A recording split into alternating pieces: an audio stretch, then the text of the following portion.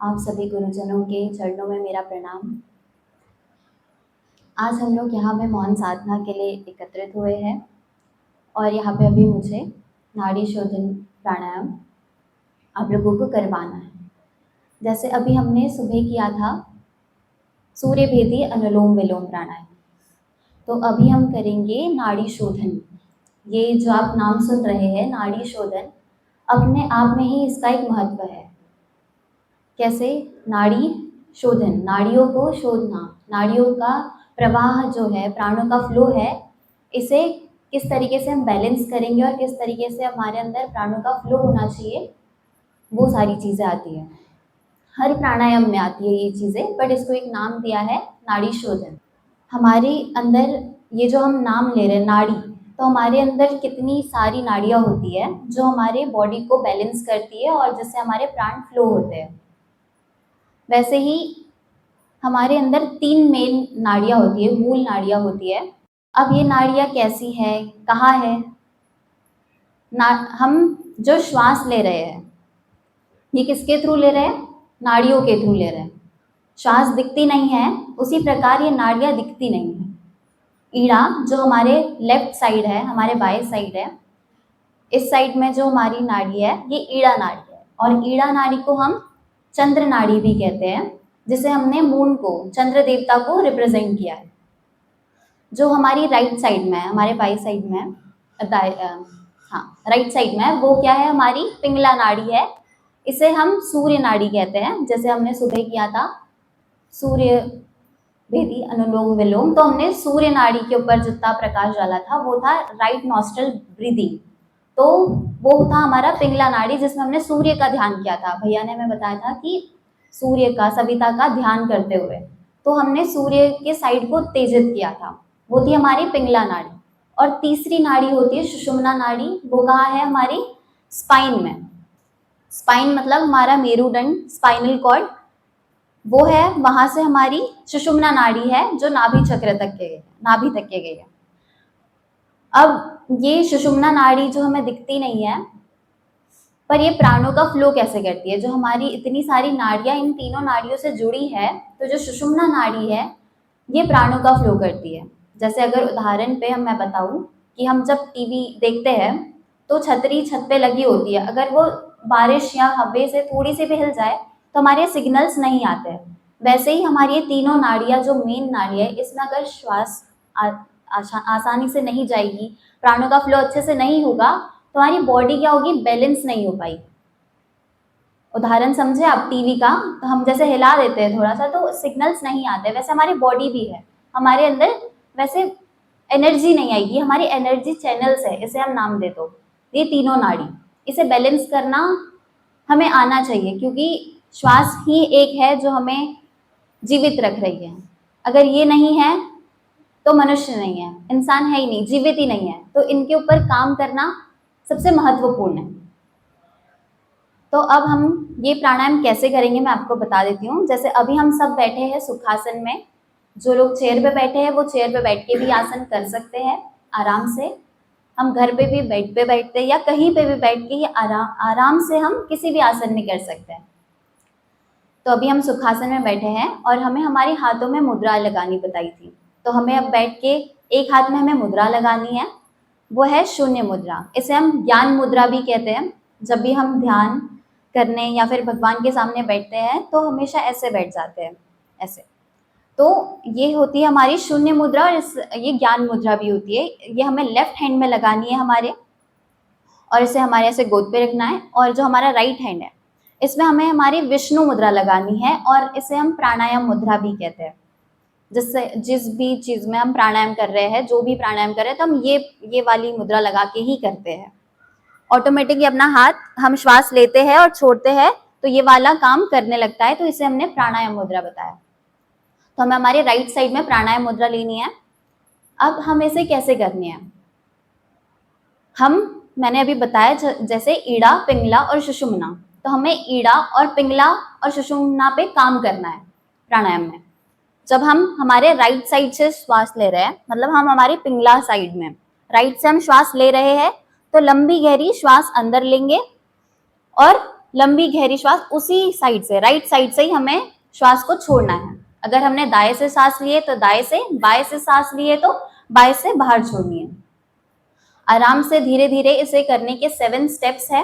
तो मैं आपको पहले पूरे 7 स्टेप बताऊंगी, उसके बाद मैं आपको इसके लाभ, इसकी क्या क्या चीजें हैं, इसके क्या क्या फायदे हैं, सब बताऊंगी। पर आप लोग उसको करेंगे, बस पहले अभी आप ये 7 स्टेप सुन लो और उसके बाद आपको करना है। ये हमारी प्राणायाम मुद्रा में हमने राइट साइड से हम श्वास लेंगे तो लेफ्ट साइड में हम लोग प्रेस कर लेंगे हमारी नोज को, और राइट साइड से जब हम ले रहे हैं तो एक बार हम श्वास लेंगे,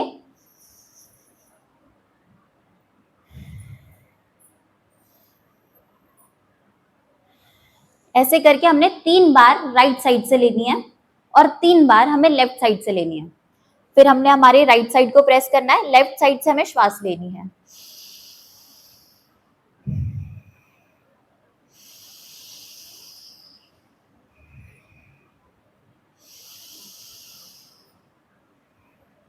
अब ये हो गया हमारा 3, मतलब 3 बार हमने लेफ्ट से लिया और 3 बार हमने राइट से लिया, मतलब ये हो गए हमारे 6 स्टेप्स। और 7 सबसे मेन स्टेप है जो नाड़ी शोधन प्राणायाम हम करते हैं तो हमेशा भूल जाते हैं, और ये हमें बताया भी नहीं जाता कि इसमें ये स्टेप एक मेन होता है। वो है क्या? जब हमने श्वास अंदर ले ली है तब अब हमें होल्ड करना है, कुंभक के तौर पे हमें होल्ड करना है उसे, और फिर श्वास को मुंह से बाहर निकालना है, नाक से नहीं निकालेंगे। श्वास अंदर लेंगे गहरी और धीरे धीरे मुंह से श्वास को बाहर निकालेंगे, ऐसे पूरी मुंह की, मतलब जो पेट की पूरी श्वास है वो मुंह से बाहर निकल जानी चाहिए। ये है हमारे 7 स्टेप्स नाड़ी शोधन प्राणायाम करने के। जब भी हम श्वास ले रहे हैं, हम पिंगला साइड से, मतलब राइट साइड से श्वास लेंगे तो हम सन को, मतलब सूर्य को ध्यान करते हुए नाभि पे सूर्य का ध्यान करेंगे, और जब हम हमारे लेफ्ट साइड से लेंगे तो हम चंद्र का ध्यान करेंगे। इससे हमारे दोनों नाड़ियां, सूर्य और चंद्र, दोनों नाड़ियों में प्रवाह अच्छे से होगा। सूर्य हमें उत्तेजना देगी और जो चंद्र है वो हमें शांति प्रदान करेगी। तो ऐसा भाव करते हुए जिस भी नासिका से आप श्वास लें तो वैसा भाव करना नाभि चक्र पे, नाभि के पास। अब हमें हमारी कमर पीठ सीधी करनी है और बैठ जाना है। ऐसा इसीलिए कहा जाता है क्योंकि जब भी हम प्राणायाम, ध्यान, साधना करते हैं तो श्वास लंबी गहरी हमारी नाभि तक के जानी चाहिए, तभी हमारे बॉडी में प्राणों का फ्लो होता है। इसीलिए हमेशा कमर सीधी करके जो भी प्राणायाम है, जो भी ध्यान है, हमें करना चाहिए। शून्य मुद्रा में हम हाथ रखेंगे और इधर विष्णु मुद्रा। अब मैं आपको बता दिया है, आपको वैसे वैसे करना है। और जब जब मैं होल्ड करने कहूंगी तो अपने अंदर कुंभक लेके श्वास को रोक के रखना है अंदर, ताकि वो श्वास अंदर ही अंदर रिडीन हो। चलिए हम करते हैं साथ में। राइट साइड से श्वास लेनी है, लंबी गहरी श्वास लेके अंदर एक बार होल्ड करनी है और श्वास बाहर छोड़नी है। फिर से हमारी दाएं साइड से ही श्वास लेनी है, सूर्य का ध्यान करें नाभि पे,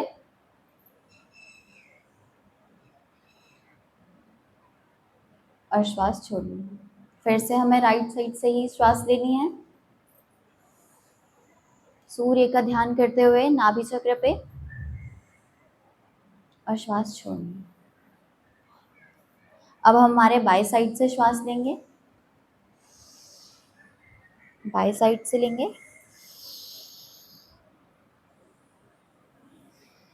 होल्ड करेंगे और फिर बाएं से ही छोड़ेंगे। बाएं से श्वास लेंगे लंबी गहरी, होल्ड करेंगे उसे।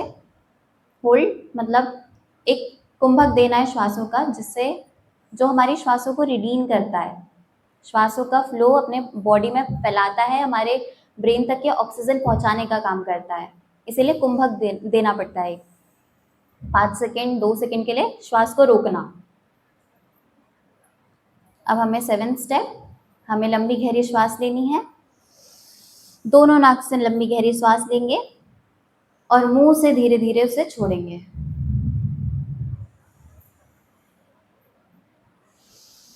लंबी गहरी श्वास लें दोनों नाक से और मुंह से धीरे धीरे धीरे धीरे छोड़ेंगे। ये है हमारा नाड़ी शोधन प्राणायाम। इसे हम अभी कंटिन्यू करेंगे 10-15 बार, और आराम से हमें ये प्राणायाम करना है। मैं इसके बारे में आपको बताती रहूँगी और आप लोग सुनेंगे ही नहीं, करेंगे भी। राइट साइड से श्वास लें, करना है।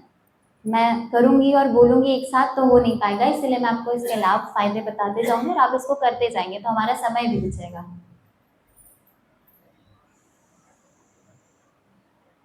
इसको करने के क्या फ़ायदे हैं मैं बताती हूँ। इसको करने के लिए सबसे मेन फ़ायदा हमारे अंदर है, वो है मानसिक तनाव, मेंटल डिसऑर्डर जिसे कहते हैं, मानसिक तनाव, मानसिक रोग, ये सारे नहीं होंगे। जिसमें आता है डिप्रेशन, स्ट्रेस, एंजाइटी। अब ये क्या है? डिप्रेशन, जैसे कोई इंसान बहुत ज़्यादा शांत हो गया है, उसके अंदर ही अंदर कोई बातें उसे खल रही होती है, तो ये प्राणायाम करने से उसमें पॉजिटिव एनर्जी आएगी, वो शांत रहेगा पर उसके अंदर पॉजिटिव एनर्जी का फ्लो होगा, तो वो अपनी मन की जो बातें हैं वो कहीं ना कहीं भुला देगा और पॉजिटिव रहेगा, तो वो डिप्रेशन का शिकार नहीं होगा। मौन रहता है बहुत, एकदम किसी से बात नहीं करना। बच्चों को अक्सर डिप्रेशन की चीज़ें होती है, डिप्रेशन जैसी बीमारी हो जाती है, जो मानसिक रोग है। बीमारी ऐसी नहीं कि हमें डॉक्टर के पास जाना है, इसके लिए साइकोलॉजिस्ट के ही पास जाना होता है। तो ये उनके पास जाने से भी अच्छा है हम ये नाड़ी शोधन प्राणायाम करें, पॉजिटिव एनर्जी अंदर लेके आए, नेगेटिव एनर्जी बाहर लेके जाए, तो हम डिप्रेशन के शिकार नहीं होंगे। दूसरा, एंजाइटी बताया मैंने। एंजाइटी क्या होता है? जब भी स्टूडेंट्स ने काफ़ी बार, बच्चों ने काफ़ी बार ये नोटिस किया होगा, हुआ होगा कि जब भी हम कोई काम करते हैं या स्टेज फियर जब हमें होता है तो हमें स्वेटिंग होती है, हाथ में पसीना आना, या फिर कोई ऐसा काम है जो हमें सौंप दिया है तो हमारे पैर ऐसे श्रिंक होने लग जाते हैं। या फिर काफ़ी बार हमने भी बच्चों को देखा है घर पे, वो अपने पैरों को ऐसे हिलाते रहते हैं या हाथों को हिलाते रहते हैं, कुछ ना कुछ वो ऐसे काम करते हैं उनका वो बात कर रहे हैं पर उनका इधर हाथ पैर कुछ ना कुछ ऐसे हिल रहा है। तो ये सारे एंजाइटी के सिम्टम्स हैं, जिसमें पसीना आना। आप लोग सुन भी रहे हो और कर भी रहे हो तो ज़्यादा अच्छा होगा। तो इसमें जैसे एंजाइटी में, जिसमें हमें पसीना वगैरह आता है, बहुत स्वेटिंग होती है, घबराहट होती है, ये सारे एंजाइटी के सिम्टम्स हैं, लक्षण है। तो ये सारी चीज़ें उसमें नहीं होगी ये प्राणायाम से। और स्ट्रेस बताया मैंने तीसरा। स्ट्रेस क्या होता है? जो तनाव होता है, हेडेक होता है, जो किसी चीज़ का हमने टेंशन ले लिया, कोई छोटी सी भी परिस्थिति हो उसमें हमने बहुत ज़्यादा टेंशन ले लिया, पैनिक हो गए और फिर हमारा सर दर्द हो जाता है, तो ये सारे सिम्टम्स किस चीज़ के? स्ट्रेस के। तो ये सारी चीज़ें भी इसमें नहीं होती है जब हम हमारी तीनों नाड़ियों का फ्लो बहुत अच्छे से रखें। तीनों नाड़ियों, हमारी श्वास अंदर जाना बाहर आना और हमारी सुषुम्ना नाड़ी एक्टिव रहे, तो प्राणों का फ्लो अच्छे से होगा, पॉजिटिव एनर्जी आएगी, अच्छी श्वास अंदर आएगी, नेगेटिव एनर्जी बाहर फ्लो होते जाएगी। वैसी भावना करके अगर आप प्राणायाम करते हैं तो काफ़ी असर होगा।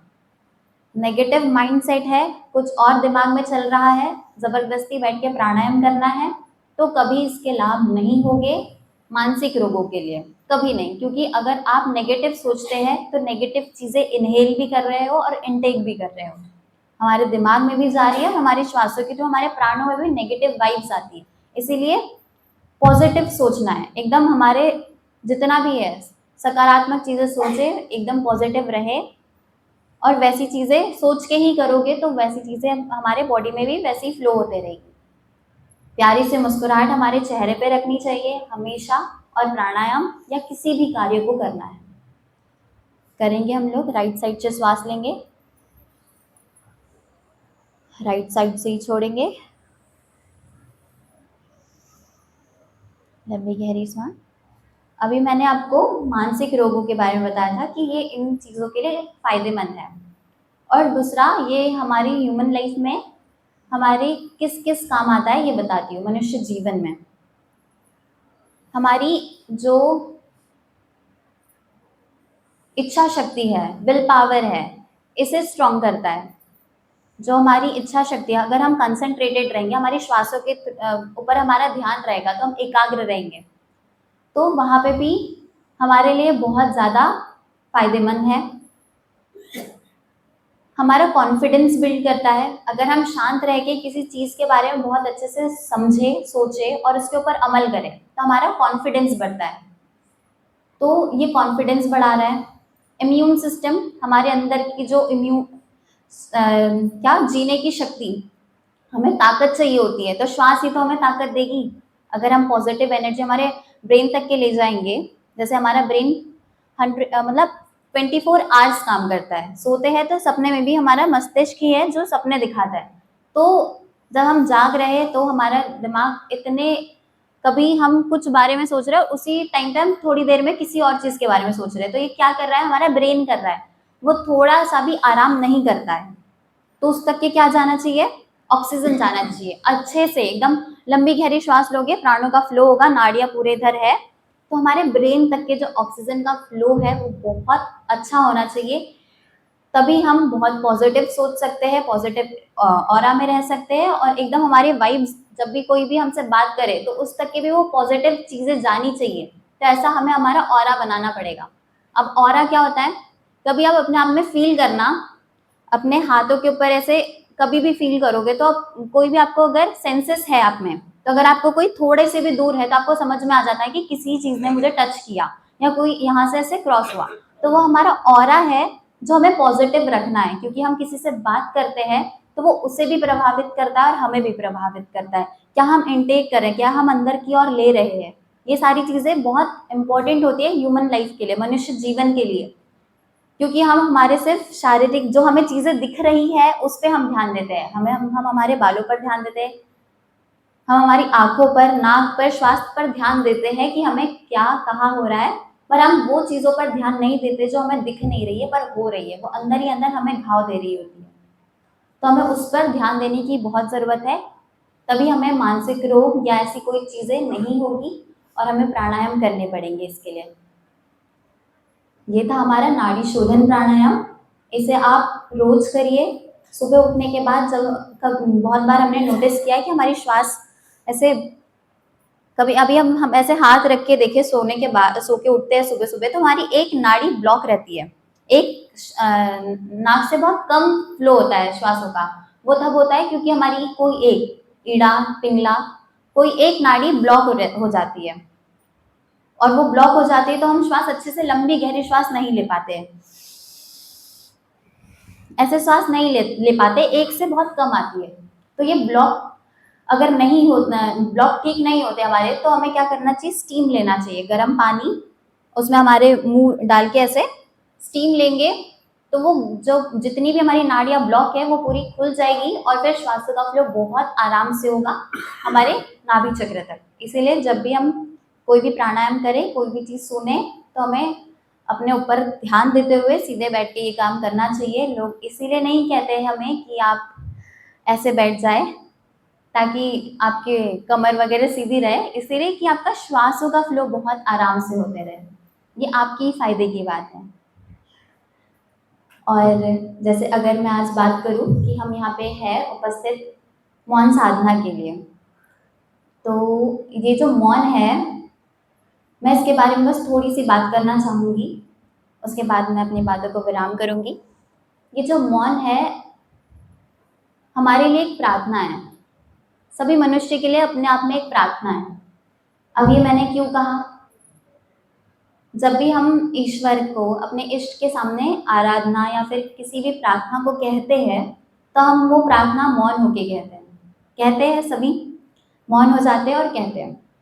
पर हमें मतलब हमारे जीवन की इतनी आवश्यक चीजें जो हमें हमारे निजी जीवन में, हमारे स्वास्थ्य से लेके हमारे जो घर के लोग हैं, माता पिता बच्चे, सबके लिए जो भी चीजें हम मांगते हैं, घर के लिए मांगते हैं, अच्छा घर चाहिए, गाड़ी, कुछ भी मांगते तो मौन होके मांगते कि हे भगवान, हे इष्ट, हमारी चीजों को पूरा करना, ये सारी संकट को हर लेना। मतलब जीवन की बहुत इंपॉर्टेंट चीजें हमने मौन होके मांगी है। और दूसरी इधर हम ये भी कहते हैं कि ब्रह्मा विष्णु महेश हमारे अंदर विराजमान है। अगर ब्रह्मा विष्णु महेश मेरे अंदर विराजमान है, आपके अंदर विराजमान है, तो क्या मैं यहाँ से आपको अपशब्द कह सकती हूँ? ऐसे कोई वचन, ऐसे कोई चीज़ें बोल सकती हूँ जो आपको ठेस पहुँचाए? नहीं बोल सकती।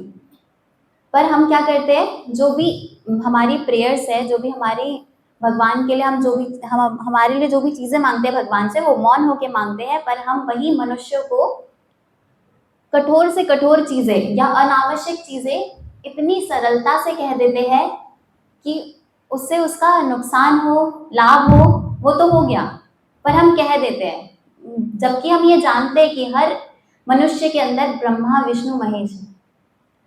तो जहाँ आवश्यक है, मेरा बस इतना बताने का इतना अर्थ निकल रहा है, इतना बताने का बस आपको इतना संदेश पहुँचाना चाहती हूँ कि जितना आवश्यक है, उतना ही बोले। एक शब्द में अगर काम हो जाता है, तो एक शब्द बोले। जितना मौन रह सकते हैं, जहाँ पे हमें अनावश्यक शब्द नहीं बोलने हैं, जहाँ पे हमें हमारी एनर्जी वेस्ट नहीं करनी है, वहाँ पे ना करें। उस चीज़ को मौन साधना का नाम दे दो। वाद विवाद थम जाएंगे, हमारी कितनी सारी ऐसी चीज़ें जो थम जाएगी मौन रहने से। अगर घर में कहीं पे भी अगर वाद विवाद हो रहे हैं, तो ये थम जाएंगे अगर एक मनुष्य शांत हो गया। एक की भड़ास निकल गई ना, वो शांत हो जाएगा भड़ास निकालने के बाद। आपने सुन लिया, आप मौन रहे, यही सबसे अच्छी बात है। वही एक आराधना है, वही एक साधना है। तो मौन रहना चाहिए। मौन रहने से शांति का साम्राज्य फैलेगा। ऐसा नहीं कि हमें हमेशा जहाँ जहाँ हमें बोलना चाहिए, वहाँ तो हमें हमारा हक, हमारी चीज़ों को बोलना ही चाहिए, पर अनावश्यक वे में नहीं, किसी को ठेस पहुँचाने के लिए नहीं। कबीर जी ने कहा है, शब्द राखिए बोलिए, शब्द के हाथ न पाओ। शब्द राखे बोलिए, शब्द के हाथ न पाओ। एक शब्द करे औषधि, एक शब्द करे घाव। इसका अर्थ आप समझ ही गए होंगे कि शब्द के हाथ पैर नहीं है, कोई शस्त्र नहीं है शब्द की काटा पीटी हो जाएगी, नहीं। वो अपने आप में एक शस्त्र है जो घाव भी देता है, औषधि भी करता है। अब शब्द बोलोगे तो घाव करेगा, आपको नहीं पता चलेगा कि वो शब्द किस तरीके से उस इंसान को लग गया, कितने तरीके से वो उसे घाव करता है। ये मानसिक रोगों में बताया जाता है, एक छोटा सा शब्द एक मानसिक रोग पैदा कर सकता है। इसीलिए शब्द को संभाल के बोलना, क्योंकि वो एक औषधि भी करता है, तो कहीं ना कहीं एक घाव भी देता है। तो अच्छा हो सके अच्छा बोलिए, जहाँ गलत हो रहा है वहाँ मौन रहिए, और इस मौन को अपने जीवन में उतारिए। आज ही नहीं, हमारे निजी जीवन में मौन को लेके आइए। धन्यवाद। हमारे YouTube चैनल सब्सक्राइब करें एवं बेल आइकन जरूर दबाएं ताकि गायत्री परिवार की विभिन्न गतिविधियों की जानकारी आपको मिलती रहे।